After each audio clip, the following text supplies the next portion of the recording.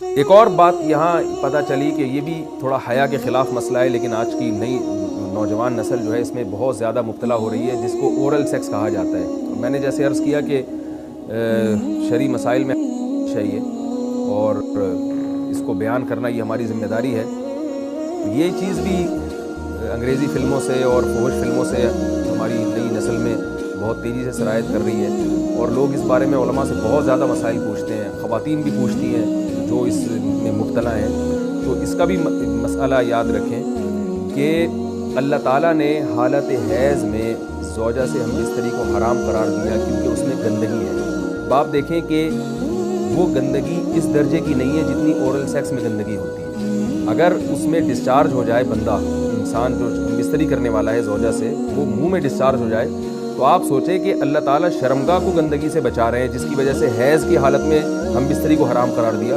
تو منہ جس سے انسان کھانا کھاتا ہے، جس سے کلمہ پڑھتا ہے، اور جو انسان کے جسم میں سب سے اشرف عضو ہے، سب سے زیادہ معزز اور مکرم عضو ہے، اس میں ایسی گندگی کو ڈالنا کہاں سے جائز ہو سکتا ہے، کہاں سے حلال ہو سکتا ہے؟ تو آج بعض متجدد قسم کے لوگ جو ہے نا اس کو حلال قرار دے رہے ہیں، تو یہ بالکل غلط ہے.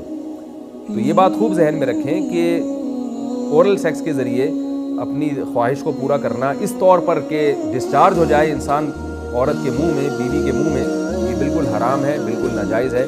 کیونکہ منی ایک غلیظ اور ناپاک اور گندگی ہے اور ناپاک اور نجس چیز ہے. بعض حضرات یہ کہتے ہیں کہ منی پاک ہے، مگر یاد رکھیں منی کے پاک ہونے کے دلائل مضبوط نہیں ہیں، منی کے ناپاک ہونے کے دلائل بہت مضبوط ہیں. سب سے پہلی دلیل قرآن مجید میں آتا ہے الم نخلقکم من ماء مہین، ہم نے تمہیں غلیظ اور پلید پانی سے پیدا کیا، ذلیل پانی سے پیدا کیا ہے.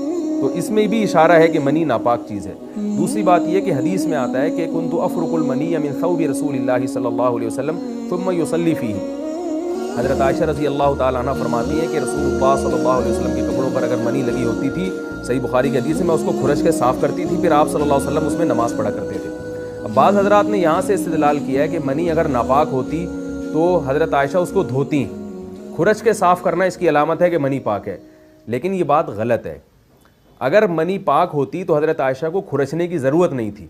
بات یہ ہے کہ وہ نجاست جس کا ایک باقاعدی جسم ہوتا ہے اور وہ کھرچ کے جسم سے یا کپڑوں سے الگ ہو سکتی ہے، تو اس نجاست کو پاک کرنے کا طریقہ یہ ہے کہ اس کو کھرچ دیا جائے. ناپاک تھی تبھی تو حضرت عائشہ رضی اللہ تعالی عنہ اس کو باقاعدہ کھرچ رہی ہیں اور دور کر رہی ہیں. اور گیلی منی کو یہ ثابت ہے کہ حضرت عائشہ رضی اللہ تعالی عنہ آپ صلی اللہ علیہ وسلم کے کپڑوں سے دھویا کرتی تھیں اور آپ صلی اللہ علیہ وسلم اس میں نماز پڑھا کرتے تھے.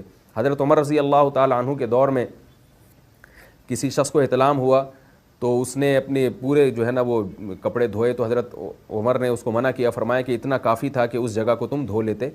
تو اس میں بھی حضرت عمر اس کو باقاعدہ دھونے کا حکم دے رہے ہیں. کسی بھی صحابی نے اعتراض نہیں کیا کہ یا امیر المومنین آپ ان کو دھونے کا حکم کیوں دے رہے ہیں، منی تو پاک ہے. تو منی کے جو ناپاک ہونے کے دلائل ہیں وہ بہت مضبوط ہیں. باقی اس کو جو کھرچنے کا حکم ہے وہ اس لیے کہ منی کے پاک جو اگر خشک ہو جائے تو وہ کھرچ کے بھی پاک ہو جاتی ہے، اس کو پھر دھونا ضروری نہیں ہوتا.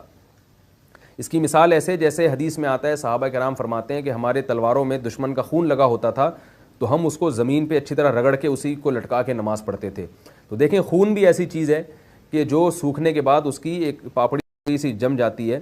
تو حالانکہ خون کو بھی ناپاک مانا جاتا ہے، جمہور علماء کے یہاں خون ناپاک چیز ہے، لیکن صحابی کیا کر رہے ہیں، اس کو رگڑ کے زمین پہ اور جو اس کو اچھی طرح رگڑ کے جب اس کا اثر زائل ہو گیا تو اسی کو لٹکا کے نماز پڑھ رہے ہیں.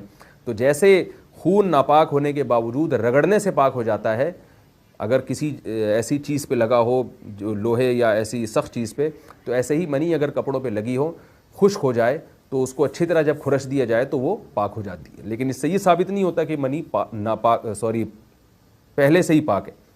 ایک اور دلیل منی کے ناپاک ہونے کی یہ ہے کہ جو مدی ہے، ٹرانسپیرنٹ پانی جو مرد کے جسم سے نکلتا ہے، وہ اگر جسم سے نکل جائے تو وضو فرض ہو جاتا ہے، اور منی نکل جائے تو غسل فرض ہوتا ہے.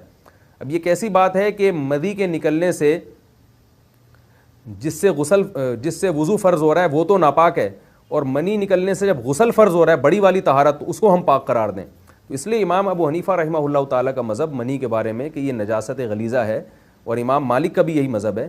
یہ مذہب بہت دلائل کے لحاظ سے قوی ہے. تو اس لیے عورت کے منہ میں ڈسچارج ہونا یہ بالکل حرام ہے، ناجائز ہے، گندگی ہے. اسلام میں اس کی قطعاً اجازت نہیں ہے۔